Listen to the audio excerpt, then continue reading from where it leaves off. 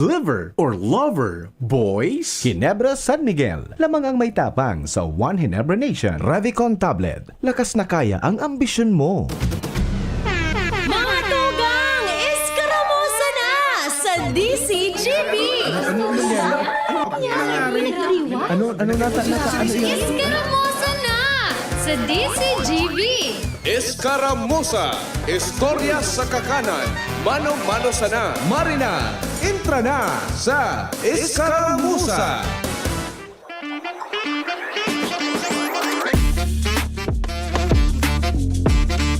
Kumusta?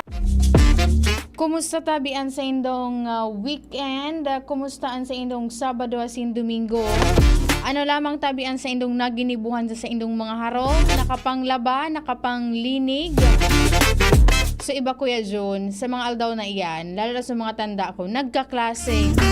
Pag-araw ka ng mga aldaw na iyan, Sabado asin Domingo. Ehemplo ka iyan, sa tuyang kaibahan digdi, si Shara May Leron, tapos si Jasmine. Pag Sabado Domingo, diba siya, di ka naman nakapanglabakan mga dapat na labahan, oras kan pagklase. Pero baysa na mga pirang bulan pa, makakaantos kami ni Kuya Junapolis sa imong residensya dyan sa Barangay Puro. Takan last time na fiesta dyan, di kami nakapasyar ni Kuya Jun, parehas duty. Pag nag-graduar Kuya Jun sa masteral, grabe nang kulog kibuot ni siya kung di kami nakapasyar. Maray na pagkauto po sa kabos na nakaantabay sa indang mga harong. Oy, pet siya 7 na po kan Oktubre 2024. Sarong aldaw, bago matapos po ang filing kan Certificate of Candidacy, malangan ita sabi kan Comelec Bicol.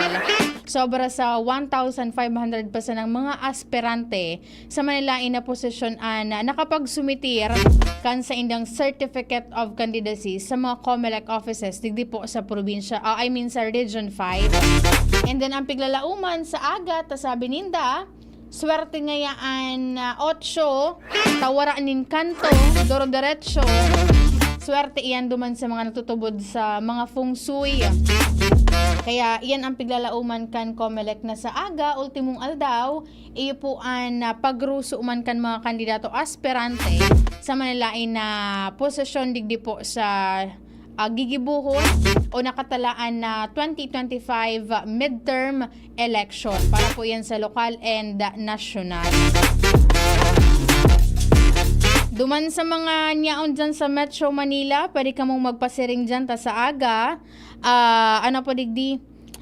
Bubuksan itong Orgulyo kan Bicol Trade Fair.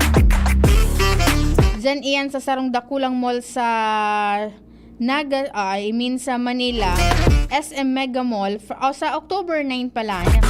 Ining Orgulyo kan Bicol o ining OKB Trade Fair, kung sa piglalauman na nasa 100 na mga micro, small, and medium enterprises ang piglalauman na mapartisipar dyan. Tanganing ipahiling, ibidaan sa indang mga inobasyon kan mga produkto, may mga local delicacies, may mga produkto, itong sa mga signature products kan man iba-ibang mga munisipyo, hali po digdi sa anong na probinsya kan Bicol Region, ang piglalauman po dyan na mapartisipar.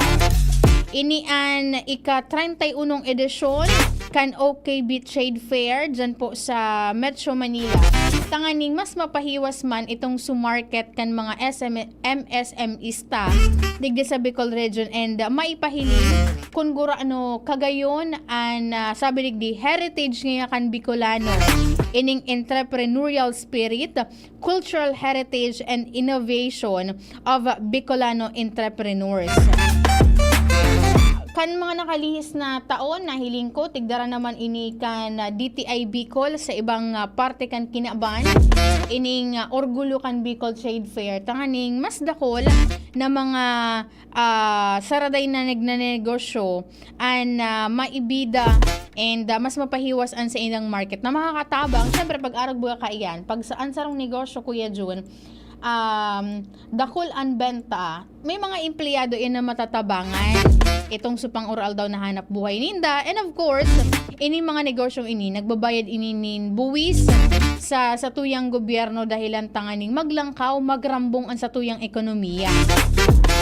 Kaya duman sa mga harani dyan po sa SM Mega Mall sa Mandaluyong City, pwede po nyo dyan bisitahon sa Hall 1, 5th level po iyan, poon na October 9 sa October 13.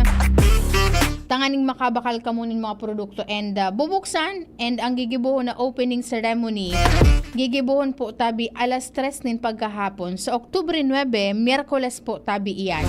Pero just in case na before ka iyan ay nakamong makahalat, pwede po kamong makipagkomunikar sa Department of Trade and Industry Bicol sa paagikan ro5@dti.gov.ph o sa indang official Facebook page na DTI Region 5 Bicol kung kamuan interesado ng magbakal nin mga produkto prior pa ka itong activities na ito.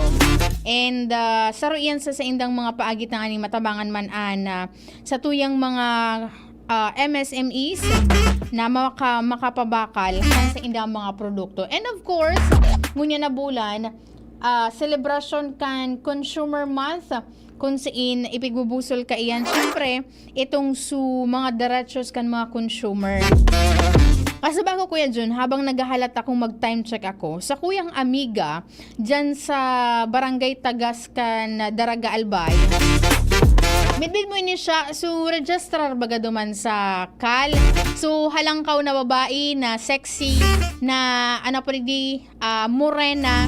Si Ate Carol baga siya. So, midbid mo ini, so, mahigpit na ang term ko, bako na, mahigpit na, nasa registrar kan Bicol University College of Arts and Letters. Nag-post siya, Kuya June. Sabi niya, scam nga. Nagtanong ako sa DTI Albay if meron silang pinapaikot na representatives para mag-inspect ng LPG sa kanila. Di umano ay i-phase out na plus may mga regulators na peke o substandard. Sagot nila ay wala. Ingat po kayo at huwag basta magpapapasok na kung sino-sino sa bahay. 3 lalaki po sila, isang naka-all black na lalaki, 2 nakaputi, may mga backpack at magagalang makipag-usap para makuha ang atensyon nyo. Yun na naman ini Kuya Jun, kan mga nakalis na aldaw, igwa na kay mga siring kaining mga reklamong pigpapaabot and mga nagkakadarangog ko dyan sa luwas na may mga persona talagang nagpapamidbid na hali po ngaya kami sa DTI. Tapos ang i-offer Kuya Jun, pwede po ngaya kaming maglaog sa indong mga harong, partikular na sa kusina para i-check itong sa mga regulator, kaining mga LPG tank, and then may tigo-offer sila sa Kuya Jun na i-adjust ngayon. May i-offer na mga produkto. Marisa na nga ni si Ate Carol, tatao siya kan itong naramduman niya sa mga pagirumdum ni Sir Ruben Sumbon and then kan DTI Bicol. Na pag may mga siring kaini, before kamong magtugot na maglaog sa inyong mga residensya o makipag-transaksyon, makipaghuron, see to it po na tig-verify nindo iyan sa magakanigong opisina o sa indang mga provincial offices or sa mismong dyan sa opisina kan DTI Bicol.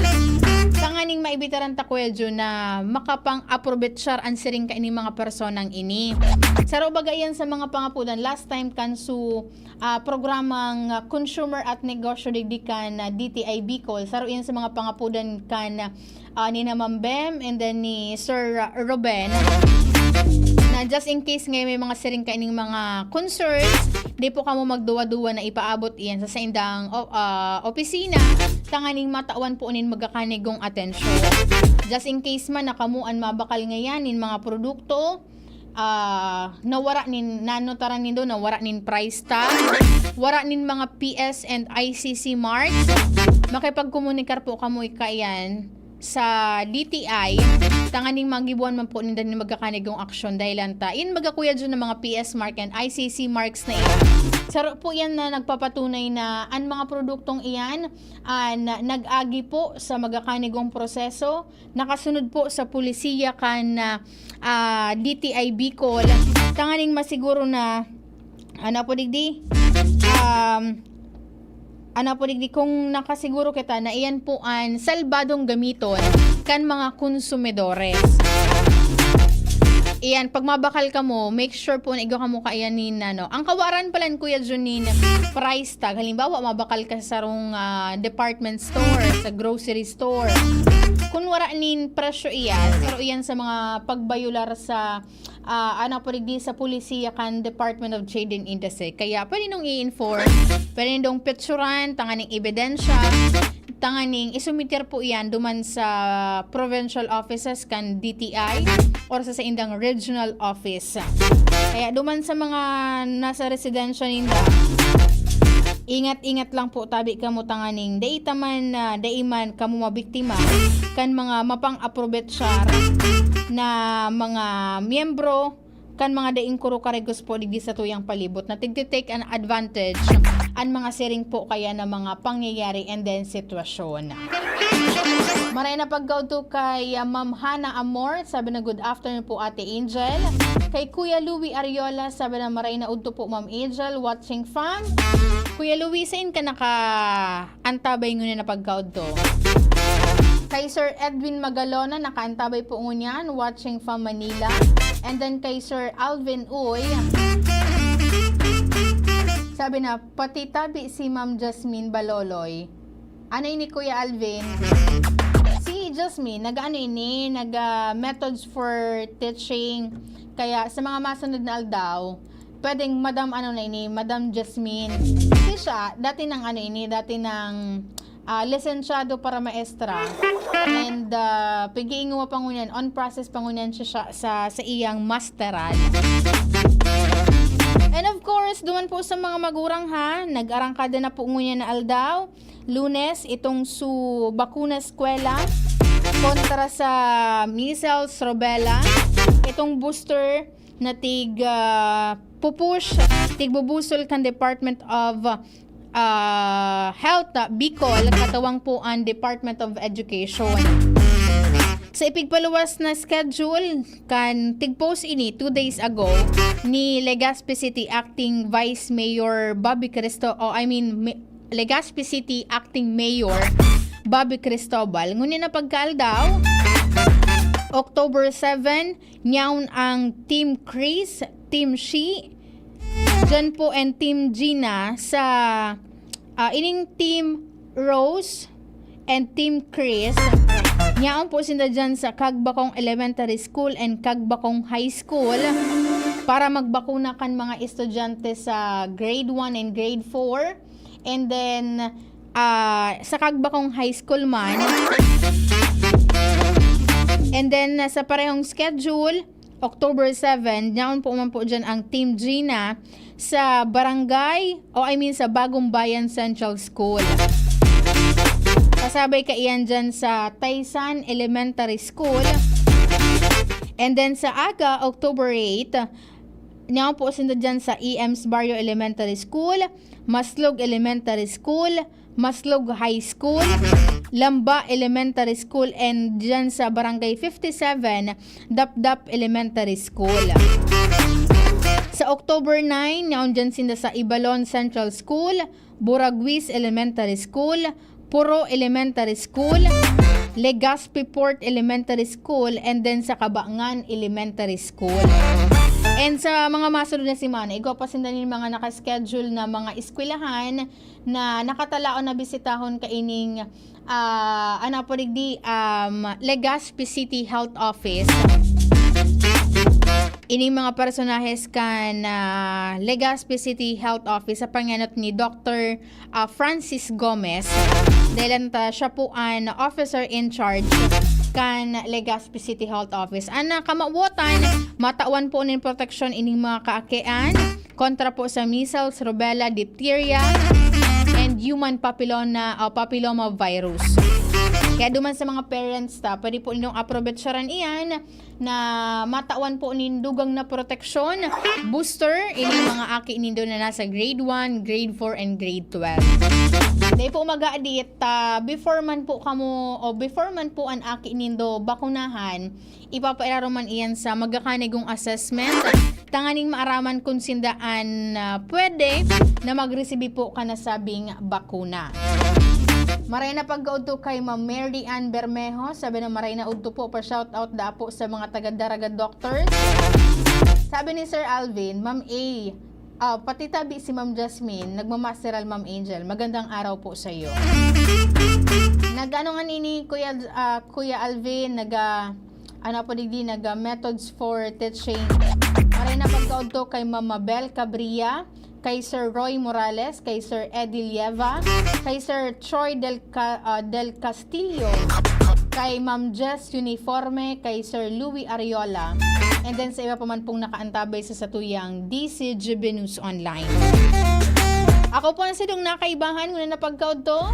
Para bago yan, sa kuyang kapartner sa Lado Technical, si Kuya Jun Napoles, sa Lado Technical, sa IT si Jerome Nico Martinez, sa production si Sha, sa newsroom si MJ, and then nakamonitor po dyan ang samuyang news director, as in news manager, Sir Mar de la Cruz. Ako po na sidong nakaibahan. Ako po si Angel Mostaza. Bye-bye! Kaming magtutropa, laging ganado. Sa trabaho, Ganado! Sa pamilya,